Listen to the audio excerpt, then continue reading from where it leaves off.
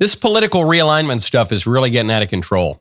Not only are black men and Hispanics becoming Republicans, now evangelical reality stars are promoting gay stuff. And a beloved children's puppet wants to kill all the Jews. That's a lot. That's realignment. Speaking of which, a former prime minister of Israel is officially weighing in on the question that has sparked the fierce debate all week, the last 2 weeks, the last 10 years. Was Jeffrey Epstein mobbed up with Mossad? I'm Michael Knowles. This is The Michael Knowles Show.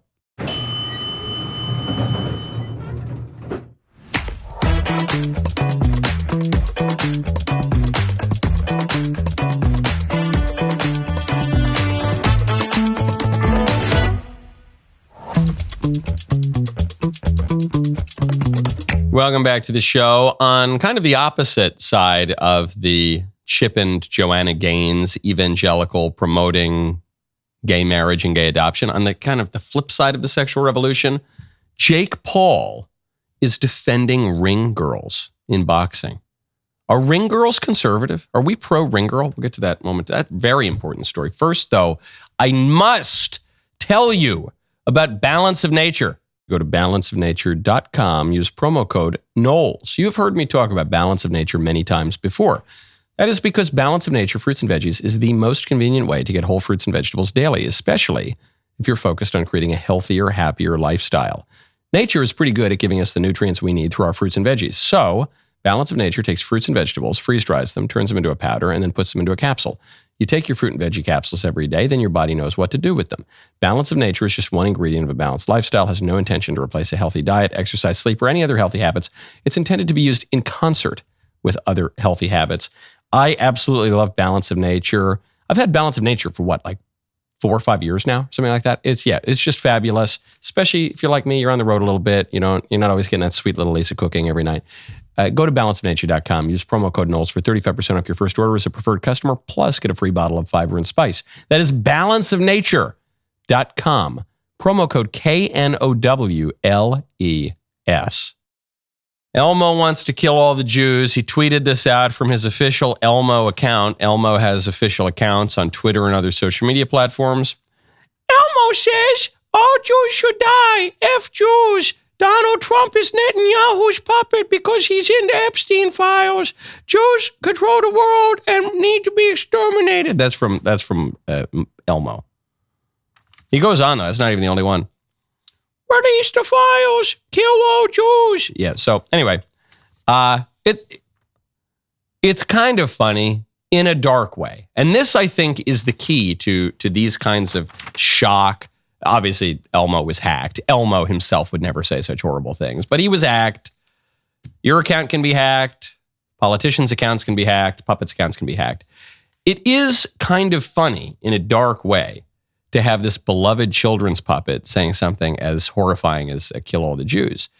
And I think that actually undercuts the hackers and the author's intent. Because if it were just some kid messing around saying like, can I say the most horrific thing I can possibly imagine? That'd be one thing. But I get the feeling that this hacker is serious. Sometimes you hear a joke, a guy tells a joke about how he hates some group of people. And it's a joke, and you all kind of laugh and you move on. And sometimes it's not so much a joke, and the guy's serious, and then it's a very different thing. Well, here, I don't know, I get the impression, especially from that third line, Donald Trump is Netanyahu's puppet. Now, all of a sudden, it's not just a guy saying like, I hate black people, or I hate the Jews, or I hate this, or this group should go away, or this. Now it seems kind of serious. But I guess what undermines the hackers and the author's point, which would appear to be a very serious kind of Jew hatred, is that it's funny because of the incongruity. Elmo is nice and good, and the phrase, kill all the Jews, is bad. The reason it's funny is the incongruity between those two things. So I actually don't think whoever hacked poor Elmo's Twitter account, I don't think the effect of that hacking is really redounding to the benefit of his point.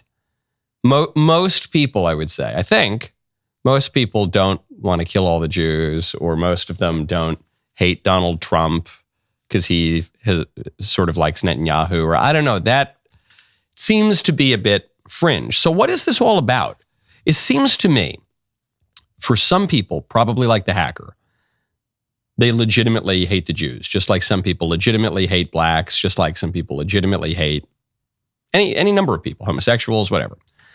But for a lot of people, the people who are retweeting this or who think it's kind of funny, it's just about taboo breaking. And this is just the extreme of, it's the latest taboo to break. So 10 years ago, if you contradicted the PC line on transgenderism, that was really taboo. If Elmo had tweeted out, "Men are not women, huh?" or whatever, I can't do a good Elmo impression. If Elmo had tweeted that out, it would give you the same kind of thrill. It would be just as scintillating. And then after that, it became making fun of gay stuff. People sometimes joke, now, wow, America's so back. In the second Trump term, we're allowed to say the words gay and retarded. So even that, to say the word retarded, you weren't allowed to say retarded for like 15 years. Then, I don't know, then it was, you could make fun of black people. That was very transgressive, very subversive because of anti-racism education. And now the Jew stuff is the latest version of that. But because because those kinds of statements only work on their subversiveness, on their taboo breaking, then once the taboo is totally broken, you got to move on to something else. It's kind of like the flip side of what Steven Pinker refers to as the euphemism treadmill. So on the euphemism treadmill, the politically correct people try to come up with new euphemisms for things that intrinsically have a bad connotation. So like illegal aliens. You can't say illegal alien anymore. That has a bad connotation. So then you say illegal immigrant. Now that takes on a bad connotation. Then you say undocumented American. That takes on a bad connotation. Then you have to say dreamer. Then you have to say migrant. Then you have to say what they have to keep changing it because the meaning catches up with the slogan. And this taboo thing is the flip side. Ooh, I got a thrill for, especially in a social media dominated world where we're all scrolling. We have no attention span. We need harder and harder hits of transgression. You go from, men aren't women to Elmo saying exterminate all the Jews very quickly, but there's not a ton of substance there. There are legitimate critiques of transgenderism and political correctness and all these sorts of things, but that's not really what Elmo's about here. That's not really what the hacking's about. So then my question is just, okay, what's the next one? What's the next big taboo? And at a certain point, I think your culture is going to boomerang back around. And in fact, I think this is how you're seeing this play out in religion. When I was a kid, 20 years ago, atheism was hip and cool and fashionable, and that's what all the smart people believed in. And Christianity was lame and for stupid people, and it was something, even if you were Christian, you didn't talk about it too much. And now it's completely the opposite. Now atheists are the punchline. Now the subversive thing is to be Christian, because Christianity is the ultimate subversion of a fallen world. So on the point of Christianity, this is an even weirder realignment than Elmo becoming a Nazi. Chip and Joanna Gaines, who are two people that I could not pick out of a lineup. I've never watched their TV show, but they're the stars of HGTV. They build homes or something. Now they have their own network. Their network has a new show. And on this show, they're having people live like homesteaders from 150 years ago. And you got, a couple with some kids and a different kind of couple with some kids and a gay couple with kids. Arriving next for the ultimate digital detox. Oh, look at this. You guys ready? Yep. Our Dallas-based dads, the Hannah Riggs. All of your tech here, phones, devices. Okay. What's first? No more work. No more emails. No more pings, no more bings everywhere we go. Are you guys ready to get rid of these devices? No. Alexa, good morning. I'm Jason Hannah. My name is Joe Riggs. We have our twin boys, Ethan and Lucas, that are 10 years old. Okay. So you look at these guys, they look kind of put together. They look like, they're not the ones dancing around at the Pride Parade. They're well dressed. They have their ThinkPad. They do work, whatever. They're not the kind of people who would abuse children. First of all, putting a child on reality TV is child abuse. Plenty of heterosexuals have done it too, but that's very bad. Second question, why is it that two of the most prominent public Christians in popular TV are promoting this? How did Chip and Joanna Gaines, from what I know of them, from what little I know of them, have at least tacitly or somewhat reservedly defended marriage over the years, have resisted calls from the cancel mob to demand that everyone support gay marriage and all the rest of it. This was an issue that actually stuck to them. And now their production company, their network, is releasing this show promoting so-called gay marriage and gay adoption, as if to say little boys don't need their mothers. Where does this come from? So Chip Gaines has finally responded to the controversy. His response is shocking. We'll get to that in 1 second. First, I want to tell you about Chevron. America is built on hard work and powered by American energy. Chevron has spent $44 billion with local businesses across all 50 states since 2022, fueling infrastructure and communities, all while strengthening local economies. Last year, Chevron increased U.S. production nearly 20%, powering communities and businesses. From the heartlands to the coasts, we're helping to fuel America's energy advantage, building a brighter future right here at home. Visit chevron.com/America to discover more. Chip Gaines defends himself for promoting LGBT marriage and homosexual adoption on his show. Talk, ask questions, listen, maybe even learn. Too much to ask of modern American Christian culture. Judge first, understand later/never. It's a sad Sunday when non-believers have never been confronted with hate or vitriol until they're introduced to a modern American Christian. Pathetic, bro. I would be willing to kind of try to defend Chip Gaines, who, again, I couldn't pick out of a lineup. I have basically no priors going into looking at this guy. I would be willing to say maybe he just really messed up. Maybe he wasn't that involved in the show. Maybe he didn't realize the significance of what he's doing. But to double down on this, you're not really a real Christian unless you promote two fellas purchasing children and promoting it on reality TV. If you don't do that, how can you even call yourself a Christian? This is really pathetic. Looks like they're going along with the culture, but too late. That's the funny thing is they're not even going around with the avant-garde culture. The avant-garde culture, which is returning to tradition, which is seriously skeptical of the sexual revolution, which wants to get back to normal. They're 10 years too late on this. They finally caught up with 2012. And now they're promoting weird gay stuff in contravention, it would seem, of their religion. This, to me, is a sign of the times. I don't merely say this because I'm a mackerel-snapping papist.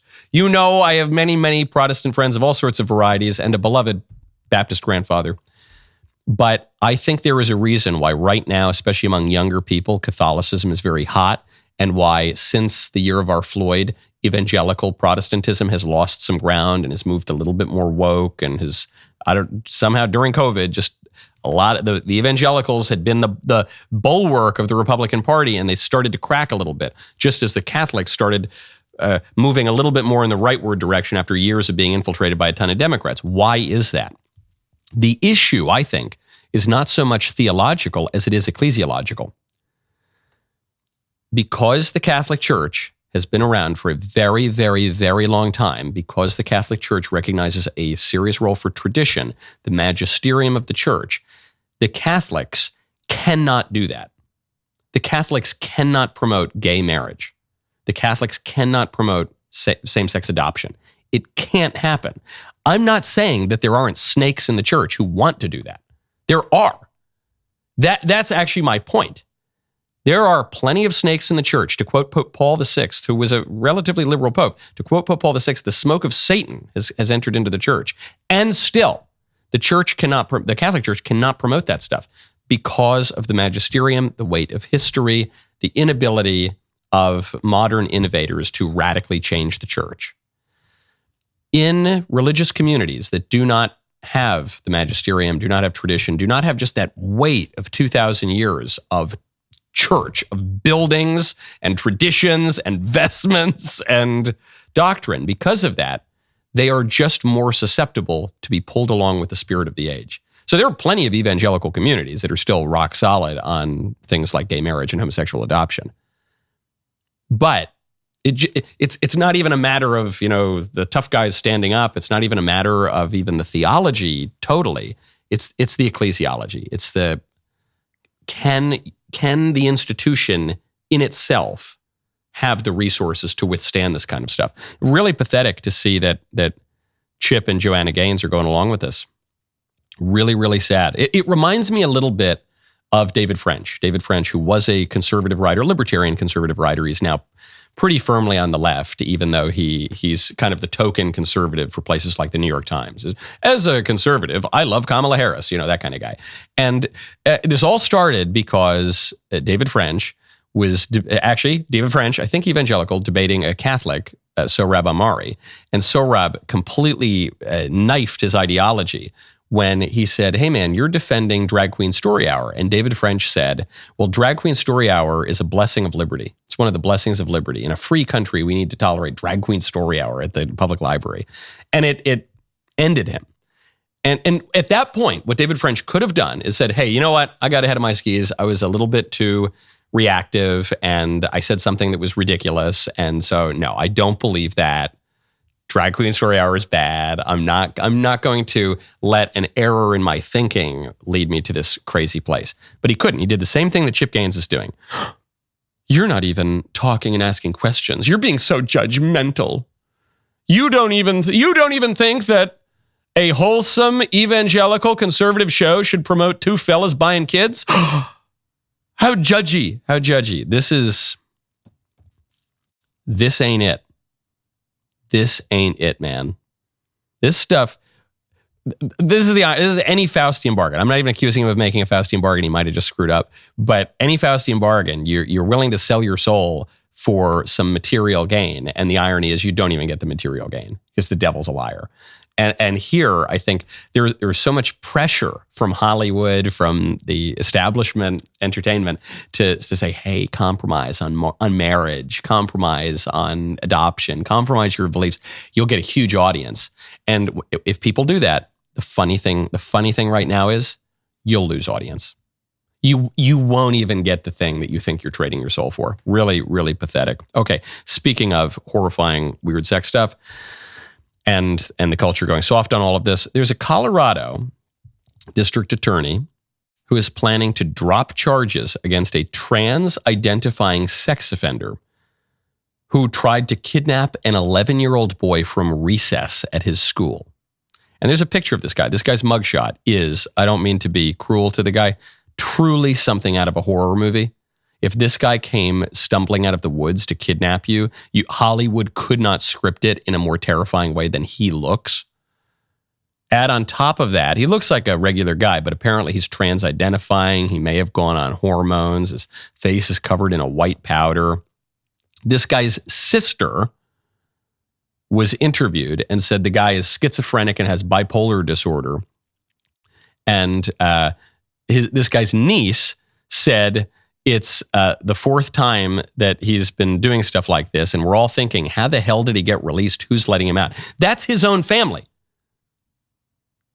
His own family. His sister went on to say, it really sucks he had to do something so eye-catching for everyone to see he's not well and he's not okay to be out and be on his own.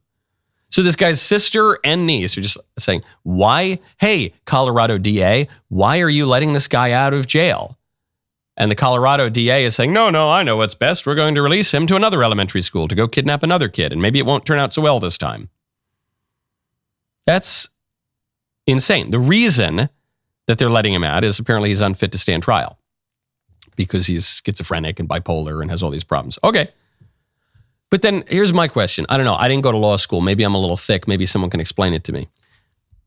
If he's too crazy to prosecute, how can he be allowed to live on his own? If he's too crazy and apparently criminally crazy to prosecute, How is he not too criminally crazy to allow out on the streets to go try to kidnap another kid? He's already a convicted sex offender. Did I leave out that part of the story? He's already a convicted sex offender.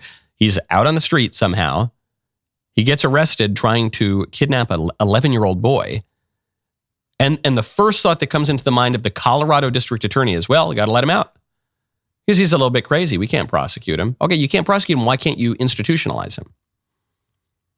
This is the consequence of the libertarian society. Not to blame everything on libertarians, but this is the consequence of thinking about freedom in this really decayed, reduced, licentious way. Is you got the left who want to let all the worst predators in the world out of prison because of their evil ideology and their perversity of soul.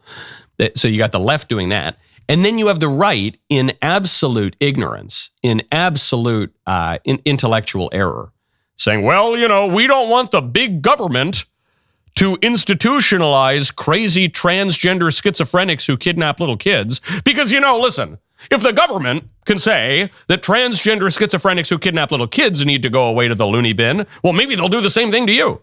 Who's to say who's the real transgender schizophrenic child predator? Who's to say? Who's to decide? I can't decide that. I don't want the big government deciding that. So you have this society that lets the criminals out of prison and they can't do anything about them and when they're out. Not a good situation. What is called for, if you really are a defender of freedom, is to say that man's not free. That man is the opposite of free. That man is a complete slave. And you, by institutionalizing him, by putting him in prison, or by institutionalizing him at least, you would actually be increasing his freedom. You would be increasing his freedom because you would be restoring some sense of order. So I actually just recently had a little bit of a disagreement with a diplomat over this. He was promoting the liberal conception of freedom. I was promoting the actual conception, the true conception of freedom. By restoring some order, by restoring some boundaries, you would actually increase his freedom. Any country that can't stop a schizophrenic sexual predator from kidnapping an 11-year-old boy is not a real country. Does not have a functioning civil authority. And any country that doesn't have a functioning civil authority is going to see private citizens take matters into their own hands. That's not a threat. That's a promise. That is just an observation. Not prescriptive, it's descriptive. You're going to see it happening if the political order doesn't get things under control. Okay, now, speaking of kids, a 12-year-old British girl, very, very sweet-looking British girl, patriotic, wholesome, was sent home from school for the stupidest reason you can possibly imagine. We'll get to that in 1 second. First, though, I want to tell you about Old Glory Bank. Go to oldglorybank.com/Knowles. Here's the uncomfortable truth. Most big banks in this country are not just neutral, they are actively working against you. They take the money you deposit and use it to fund agendas that oppose faith, family, and freedom. Gender ideology, abortion, ESG mandates, you name it. You are unwittingly helping them to do it. That is why I was so happy when I was first invited to open an account at Old Glory Bank. Because first of all, I'd actually hated my bank for a long time, the bank that I had been using. That's just an awful bank. But then it seems like most of the banks these days are just working against what you believe. So why would you give them all your money so that they can use that money to fight against what you want? Old Glory Bank doesn't do that. Old Glory Bank is on the team, man. This is an FDIC insured bank built by people who fear God, love this country, and still believe in right and wrong. They don't fund evil. They don't cancel people for standing up for the truth. They protect your money and your values. If you believe stewardship matters, put your money where your heart is. It only takes minutes to switch. It's so easy, I can tell you. Stop letting your money serve the wrong side. Join me and join thousands, tens of thousands of Old Glory Bank customers who are on the right side of banking. oldglorybank.com/Knowles, K-N-W-L-E-S, oldglorybank.com/Knowles. A British, what is she, 7th grader, 12-year-old girl, was sent home from school for wearing a Union Jack dress, a British flag dress, to Cultural Diversity Day. For Culture Day, I decided to wear my Union Jack dress to represent the music and the nationality where I come from. It made me feel proud, it made me feel confident. All my friends were saying, oh my god, what a great dress. I walked in and my teacher was like, oh, is that like Ginger Spice? I was like, yeah. It felt normal. I felt proud. Yeah. The first teacher I saw, she straight away just took me to go get changed. She didn't want to hear about my dress or see it. She just straight away wanted to get changed and not be in it. Another teacher tried to stop me and said that you can't be in that, it's your nationality and not your culture. And some other girl who's wearing her family tradition, like rugby top, got told to change as well. They asked me to come with them and to change into a second-hand school uniform. And then they said that I didn't sign a form when the head of year did ring my mum and she said she did sign it, yet they still didn't want me to wear it. Did you catch that line there at the end?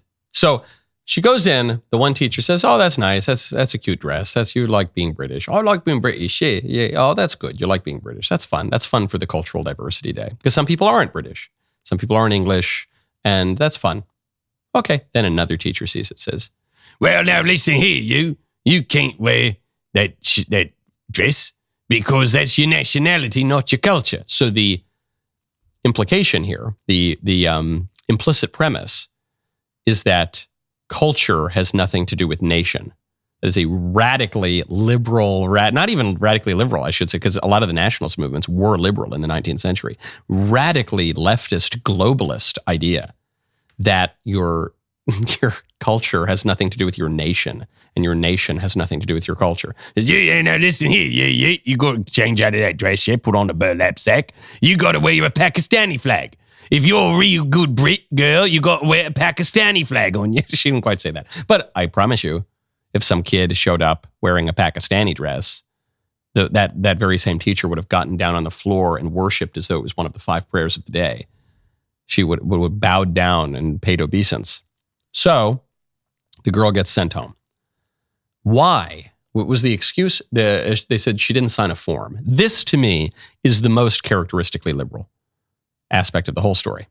Because they can't quite defend the point. It's such a stupid point. Your nation has nothing to do with your culture. It's such a stupid point. That little girl on Culture Day can't wear that Union Jack.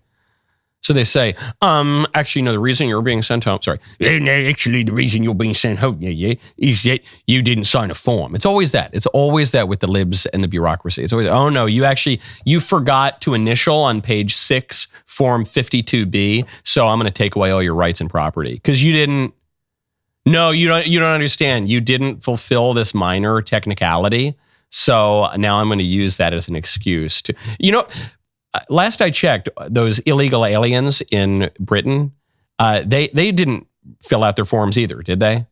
But I bet that same teacher wouldn't be sending them back to Africa, North Africa, and South Asia. No. Last I checked, the grooming gangs of migrants who were systematically raping British girls for decades, I don't think they filled out all their paperwork correctly. I don't think they were totally forthright. I don't think they dotted their T's and crossed their I's. But you never see them being pushed out.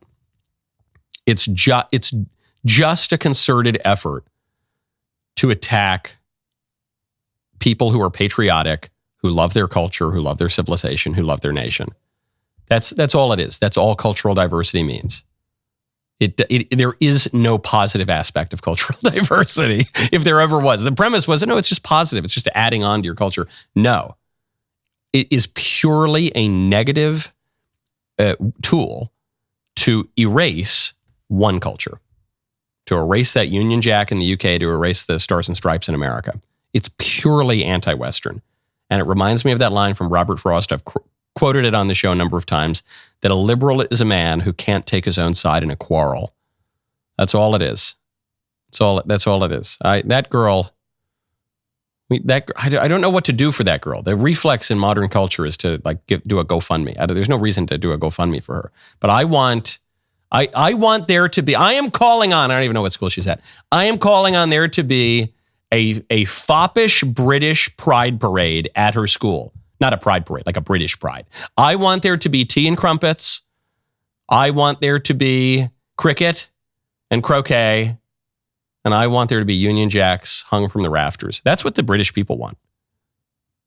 And what the American people want here. We want more American flags here. And the libs who still have some political power now, I think they realize that that power is waning and that migration is becoming much less popular and cultural diversity is becoming much less popular. And I think this is the coping and seething of a political order that is on its last gasps. Now, speaking of girls, Jake Paul was just asked a question. Jake Paul is a boxer now. He started out as a YouTuber. He's a boxer. He was asked a question about ring girls. And I coincidentally was at a UFC fight like 3 nights ago. And I don't go to a lot of fights. I don't really watch a lot of fights on TV. I am buddies with a great, fantastic professional fighter, Smiling Sam Alvey. I'm his corner man, of course. But other than that, I don't interact very much with professional fighting. And there's this phenomenon of the ring girls. I remember I was sitting there ringside, or whatever they call it for the octagon. I was sitting there at the fight, and then the girl comes out in the little booty shorts, and she's got the sign and everything. I did notice. I said, oh, well, hey, how about that? Oh, goodness, wow. She's that lady's not wearing a lot of clothing. Oh, that's interesting. All right, hold on. Custody of the eyes. Let's go. Just focus on the hulking 6,000-pound monsters in the ring. Don't look at the cute chick. We don't want to accidentally lead ourselves to commit any mortal sins. So I had this thought on my mind already, and Jake Paul, coincidentally, providentially, was asked about ring girls, whether ring girls are good, whether they're bad. Here's his answer. Okay, I have one last question, and it has to do with the projection of women in boxing, like you guys have invested in women's boxing. And I've talked to a couple of people around during this week, and the issue or the theme about the ring girls in an all-female fighting card, and the ring boys? Sexualization of women. Do you want ring boys? Well, a couple of people have said that why don't have boys or none of any of them at all. I just wanna bring to the attention the conversation of it. Next Thank question, you. please. Just another question. Kevin Garcia, the Puerto Rican KKG. If anybody wants to submit an application to be a ring boy to MVP, send it to that young man. Send it to Kamala Harris. You want to be a ring boy. That's what we could have had. Had Kamala won, we would have ring boys. But it got me thinking. I'm sitting there, having just had this experience of seeing the ring girls at the fighting match. I thought, do we defend ring girls? Like, are we conservatives the defenders of ring girls? It's not. Is that good? Is that what we support? There's a kind of right-wingedness that's really into that stuff. Sometimes called barstool conservatism after Barstool Sports. You know, a little more socially liberal, loosey-goosey, whatever. But do we support ring girls? And I looked it up. I said, what's the history of ring girls? Ring girls are a very recent phenomenon. Back in the old-timey boxing, back, the 1930s, guy chomping on a cigar, there you go, give it to him, wearing like braces and suspenders and stuff. They did not have ring girls. I don't know that they allowed women even to the fights, but they did not have ring girls. Ring girls come from the mid-1960s. Ring girls are a development of the sexual revolution, of the degenerate 1960s, when everything went wrong. So that to me sealed the deal. I know this is going to be very unpopular. I am anti-ring girl.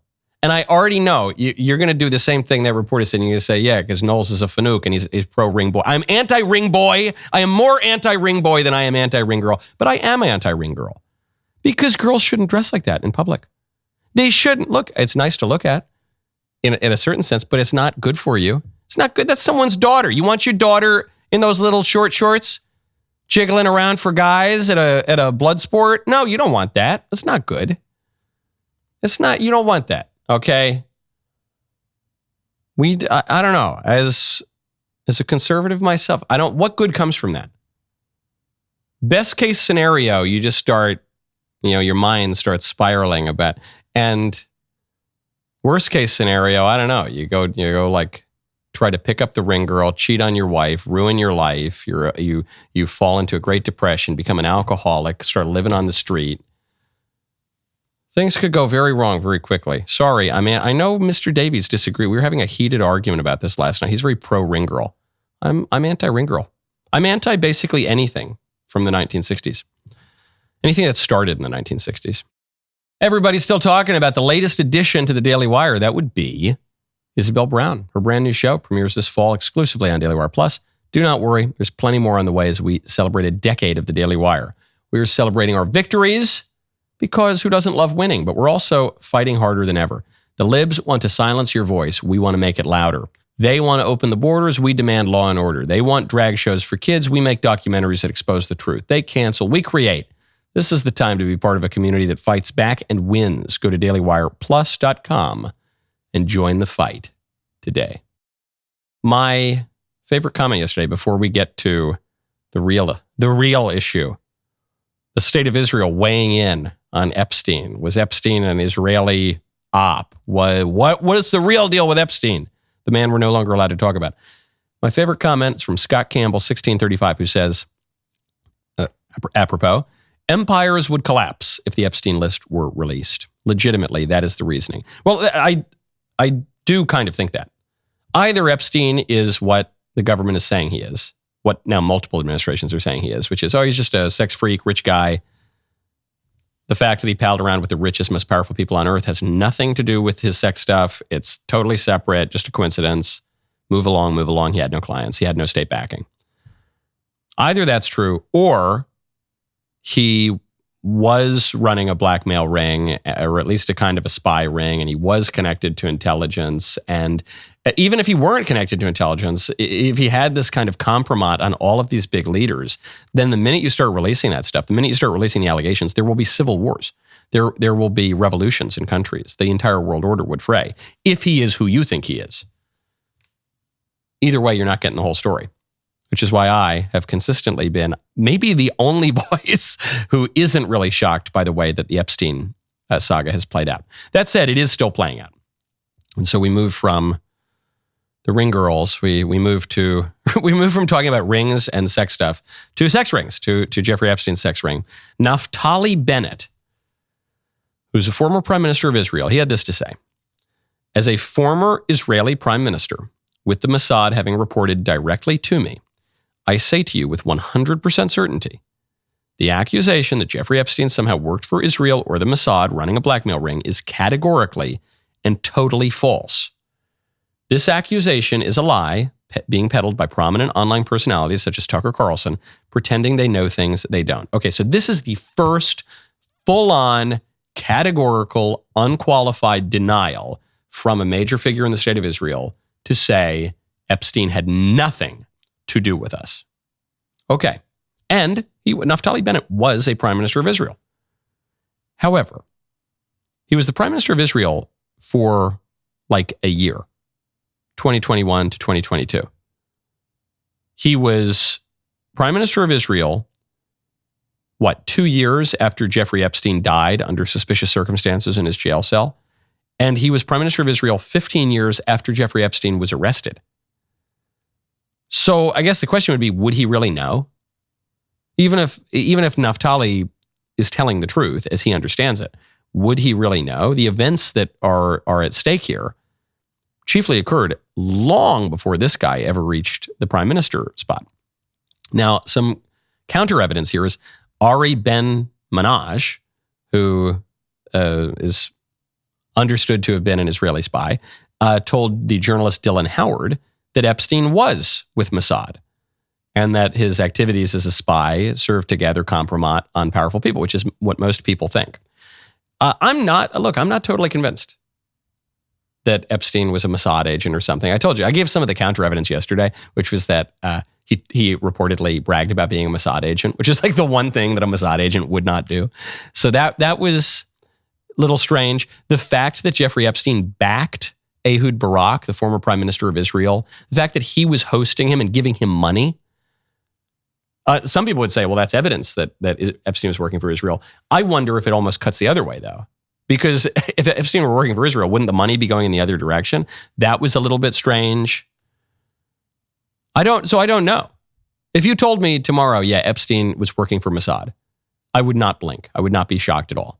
If you told me Epstein were working for Mossad and the CIA, I would not be surprised. If you told me Epstein were working for Mossad, the CIA, and MI6 or something, I would not be surprised. But if you told me that Epstein did not have a direct connection to any intelligence services, domestic or foreign, I could believe you if you provided me with decent evidence. I could believe you. Weird things happen. We have this idea of the intelligence services as being omnipotent, controlling the whole world. I don't think that's really accurate. I think Burn After Reading, the Coen Brothers movie, it presents the other side of that story, which is, without ruining the plot, in Burn After Reading, the CIA tries to do something and it goes wrong. And then they keep trying to fix it, and it just keeps spiraling out of control, and these guys can't win for losing. And that is how government agencies work, even really powerful and effective ones like the CIA or Mossad. So the problem is there are just too many weird things about the Epstein story. He palled around with the most famous people in the world and richest people and most powerful people. That's weird. He had connections to a lot of pro-Israel people. He hung out consistently with the former prime minister of Israel, Ehud Barak, for like 6 years after he was convicted of his crimes. That's weird. His business partner was Ghislaine Maxwell, whose dad was a spy for Israel. He died under suspicious circumstances. We were told that there was no footage of his jail cell. They then released the footage from his jail cell, but there was a weird minute at least missing, and then the frame changed at a specific moment. And we were told that there was a client list, and the client list was on the Attorney General's desk. Then we were told there was no client list. Ghislaine Maxwell is in prison for trafficking girls to no one, apparently. No, it's just, there are just one or two of those things, and maybe you could move on. The reason that the base isn't moving on from this is it's a symbol of the corruption of the political establishment. And a lot of the motivation to elect President Trump, going back to 2016, was to give that corrupt establishment its comeuppance. So I've said from the beginning, I think there could be perfectly reasonable and virtuous reasons for the Trump administration not to release all of the files. I don't believe in radical transparency. I think that's foolish and impossible, actually, in government and statecraft. I am a plan truster, okay? I think Trump is the greatest president of my lifetime. I think there are many good reasons, or there could be. I'm not saying that these are the reasons, but I think there could be many good reasons not to release all of the files. Not the least of which is there could be allegations in here that are just false, that are unsubstantiated and defamatory. But what I've also said from the beginning is we need a better answer than this. We need a better, there are plenty of issues where the panicans lose their minds and it creates a tempest in a teapot and then people move on. I don't really see people totally moving on from this. The crimes are just too egregious and the circumstances are just too weird and the people involved are just too powerful and rich and famous. And you don't need to, if this is as bad as some people think it is, I'm not saying you have to unravel the entire world order in order to release the info, but people need a better answer than this stuff. People need a better answer than, no, there's nothing to see here. There's nothing going on. Move along. People aren't going to buy that. It's just not going to buy it. Now, speaking of political leaders, very interesting story coming out of Florida that I don't really have time to get to.